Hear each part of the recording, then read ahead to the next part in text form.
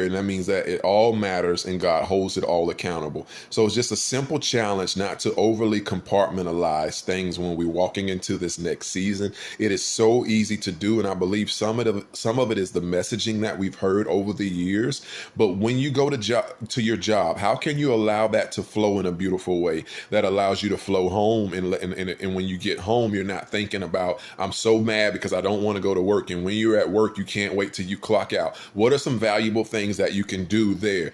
Does your job allow you to listen to Audible, right? So now you're getting some growth, some self-help. Does your job allow you to listen to the Bible? Whatever you need to do to grow. Or does your job allow you to walk around the building to exercise? I see people doing this.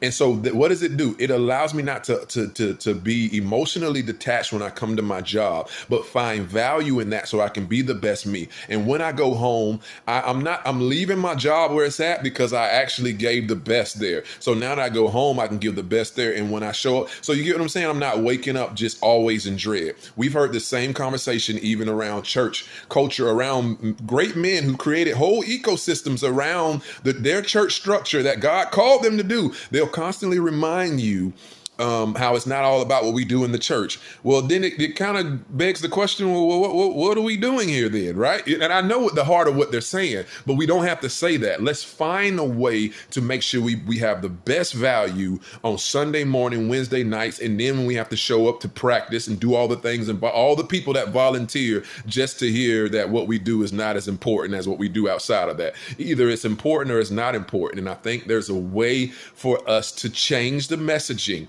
so that when I'm outside, I can let my light so shine, and that's beautiful. And then when I show up, there's a beautiful connection for what I do and my brothers and my sisters, and how we uplifting each other and how we're forsaking not ourselves together, right? And so that's the challenge, that whatever you're connected to, whatever you're volunteering to do, that there isn't always a dread for every every parking space you're turning into, you're dreading it. No, let's let it all beautifully flow together in this next season, in a way to where we value it and that it all matters, right? I don't want to hear anymore how singing worship music is not real worship, right? It's an expression of worship, and either we're going to cut it out or we're going to value what it adds to the thing, while also knowing that there's something more important. But we don't have to, we should know that, right? In a way that makes what we do beautiful.